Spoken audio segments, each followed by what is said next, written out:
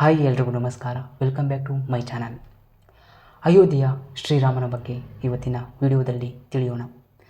ಭಾರತದ ಮಣ್ಣಿನಲ್ಲಿ ಹುದುಗಿರುವ ಸಾವಿರಾರು ಕಥೆಗಳಲ್ಲಿ ಶ್ರೀರಾಮಾಯಣ ಕೇವಲ ಒಂದು ಕಾವ್ಯವಲ್ಲ, ಅದು ಜೀವನದ ಒಂದು ಕೈಗನ್ನಡಿ.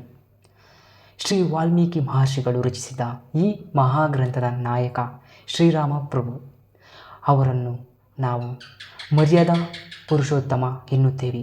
ಅಂದರೆ ಮಿತಿಯೊಳಗೆ ಇದ್ದುಕೊಂಡೇ ಅತ್ಯಂತ ಶ್ರೇಷ್ಠವಾಗಿ ಬದುಕಿದ ಮನುಷ್ಯ ಎಂದರ್ಥ.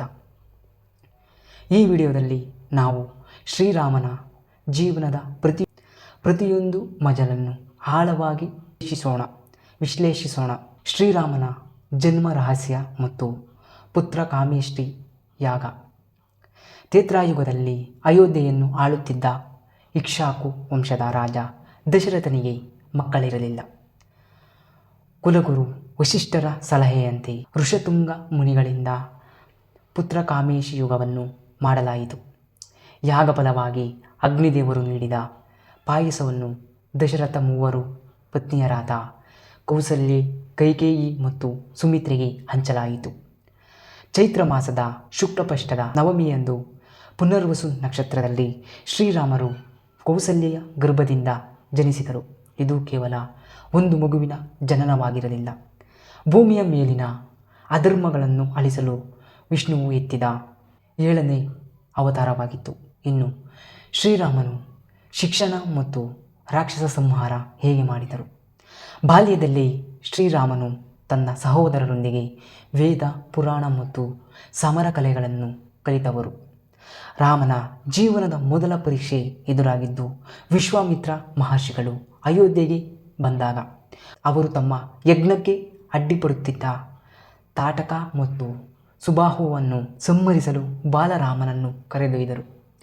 ರಾಮನು ತನ್ನ ಗುರುಗಳ ಆಜ್ಞೆಯಂತೆ ಸ್ತ್ರೀ ಹತ್ಯೆಯ ದೋಷದ ನಡುವೆಯೂ ಧರ್ಮರಕ್ಷಣೆಗಾಗಿ ತಾಟಕಿಯನ್ನು ಸಂಹರಿಸಿದನು. ಇದೇ ಸಂದರ್ಭದಲ್ಲಿ ವಿಶ್ವಾಮಿತ್ರರು ರಾಮನಿಗೆ ಬಲ ಮತ್ತು ಅತಿಬಲ ಎಂಬ ದಿವ್ಯ ಮಂತ್ರಗಳನ್ನು ಹಾಗೂ ಅನೇಕ ದಿವ್ಯ ಅಸ್ತ್ರಗಳನ್ನು ಹೇಳಿಕೊಟ್ಟರು. ಇನ್ನು ಶ್ರೀರಾಮರ ಆಲೋದ್ಯಾಗ ಮತ್ತು ಶಿವಧನು ಭಂಗ. ಇನ್ನು ಕಲ್ಲಾಗಿದ್ದ ಅಹಲ್ಯೆಗೆ ಶ್ರೀರಾಮನ ಪಾದಸ್ಪರ್ಶದಿಂದ ಶಾಪ ವಿಮೋಚನೆಯಾಗುತ್ತದೆ. ಇದು ಶ್ರೀರಾಮನ ಕರುಣೆಯ ಸಂಕೇತವಾಗಿತ್ತು. ಮಿಥಿಲೆಯ ರಾಜ ಜನಕನು ಸೀತೆಯ ವಿವಾಹಕ್ಕಾಗಿ ಶಿವಧನಸ್ಸನ್ನು ಎತ್ತುವ ಪಂಥವನ್ನು ಹೂಡಿದ್ದರು. ಘಟಾನುಘಟಿ ರಾಜರಿಂದ ಅಲುಗಾಡಿಸಲು ಸಾಧ್ಯವಾಗದ ಆ ಬೃಹತ್ ಧನಸ್ಸನ್ನು ರಾಮನು ಸುಲಭವಾಗಿ ಎತ್ತಿ ಎದೆ ಏರಿಸುವಾಗ ಅದು ಮುರಿದು ಹೋಯಿತು. ಹೀಗೆ ಸೀತೆ ಮತ್ತು ಶ್ರೀರಾಮನ ವಿವಾಹವಾಗುತ್ತದೆ. ಶ್ರೀರಾಮರ ಪಿತೃವಾಕ್ಯ ಪರಿಪಾಲನೆ ಮತ್ತು ವನವಾಸ ಹೇಗಿದೆ? ಶ್ರೀರಾಮನ ಜೀವನದ ಅತಿ ದೊಡ್ಡ ತಿರುವು ಎಂದರೆ ಅವರ ಪಟ್ಟಾಭಿಷೇಕದ ನಿರ್ಧಾರ. ಇಡೀ ಅಯೋಧ್ಯೆ ಸಂಭ್ರಮದಲ್ಲಿರುವಾಗ ಕೈಕೇಯಿಯು ದಶರಥನ ಹಳೆಯ ವರಗಳನ್ನು ಬಳಸಿ ಶ್ರೀರಾಮನನ್ನು 14 ವರ್ಷ ಕಾಡಿಗೆ ಕಳುಹಿಸಿದಳು. ಇಲ್ಲಿ ನಾವು ಗಮನಿಸಬೇಕಾದದ್ದು ಶ್ರೀರಾಮನ ಸ್ಥಿತಪ್ರಜ್ಞತೆ. ರಾಜ್ಯ ಸಿಕ್ಕಾಗಲೂ ಅವನು ಬೀಗಲಿಲ್ಲ, ಕಾಡಿಗೆ ಹೋಗು ಎಂದಾಗಲೂ ಅವರು ಕುಗ್ಗಲಿಲ್ಲ. ಪಿತೃವಾಕ್ಯ ಪರಿಪಾಲನೆಗಾಗಿ ರಾಜ ಉಡುಪನ್ನು ತೊರೆದು ನಾರುಮುಡಿಯನ್ನು ಧರಿಸಿ ಕಾಡಿಗೆ ನಡೆದರು. ಇನ್ನು ಶ್ರೀರಾಮನ ದಂಡಕಾರಣ್ಯ ಮತ್ತು ಸೀತಾ ಅಪಹರಣ ಹೇಗೆ? ವನವಾಸದ ಸಮಯದಲ್ಲಿ ಶ್ರೀರಾಮನು ಚಿತ್ರಕೂಟ, ಪಂಚವಟಿ ಮತ್ತು ದಂಡಕಾರಣ್ಯಗಳಲ್ಲಿ ನೆಲೆಸಿದ್ದವರು. ಶೂರ್ಪನಖಿ ಮೂಗು ಸೀಳಿದ ಘಟನೆ ರಾವಣನ ಕ್ರೋಧಕ್ಕೆ ಕಾರಣವಾಯಿತು. ಮಹಾಮೃಗದ ರೂಪದಲ್ಲಿ ಬಂದ ಮಾರೀಚನ ಸಹಾಯದಿಂದ ರಾವಣನು ಸೀತೆಯನ್ನು ಅಪಹರಿಸಿದನು.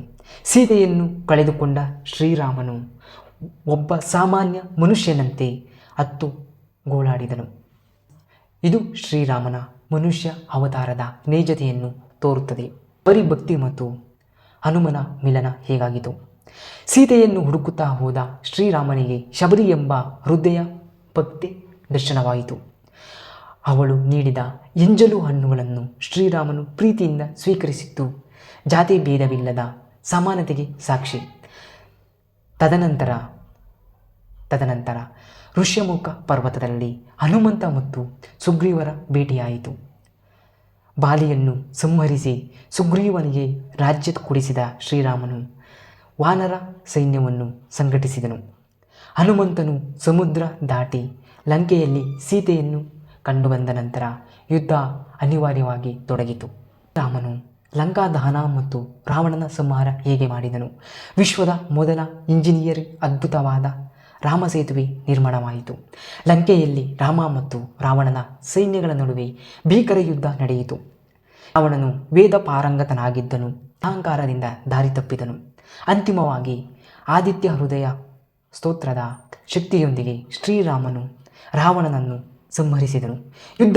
ಯುದ್ಧ ಮುಗಿದ ಮೇಲೆ ರಾವಣ ತಮ್ಮ ವಿಭೀಷಣನಿಗೆ ಲಂಕೆಯ ಅಧಿಕಾರ ನೀಡಿ ರಾಮನು ಪರಧನ ಮತ್ತು ಪರರಾಜ್ಯದ ಮೇಲೆ ತನಗೆ ಆಸೆ ಇಲ್ಲ ಎಂಬುದನ್ನು ಸಾಬೀತುಪಡಿಸಿದನು. ಪರೀಕ್ಷೆ ಮತ್ತು ಪಟ್ಟಾಭಿಷೇಕ ಹೇಗಾಯಿತು? ಲೋಕೋಪಾದ ದೂರ ಮಾಡಲು ಸೀತೆಯು ಅಗ್ನಿ ಪರೀಕ್ಷೆಯನ್ನು ಎದುರಿಸಬೇಕಾಯಿತು. ವನವಾಸ ಮುಗಿಸಿ ಅಯೋಧ್ಯೆಗೆ ಮರಳಿದ ರಾಮನಿಗೆ ಪಟ್ಟಾಭಿಷೇಕವಾಯಿತು. ಅಲ್ಲಿಂದ ಆರಂಭವಾಗಿದೆ ರಾಮರಾಜ್ಯ. ಅಲ್ಲಿ ಕಳ್ಳತನವಿರಲಿಲ್ಲ, ಅಕಾಲಿಕ ಮರಣವಿರಲಿಲ್ಲ ಮತ್ತು ಪ್ರತಿಯೊಬ್ಬರೂ ಧರ್ಮದ ಹಾದಿಯಲ್ಲಿದ್ದರು. ಉಪಸಂಹಾರ ಹೇಗಾಯಿತು?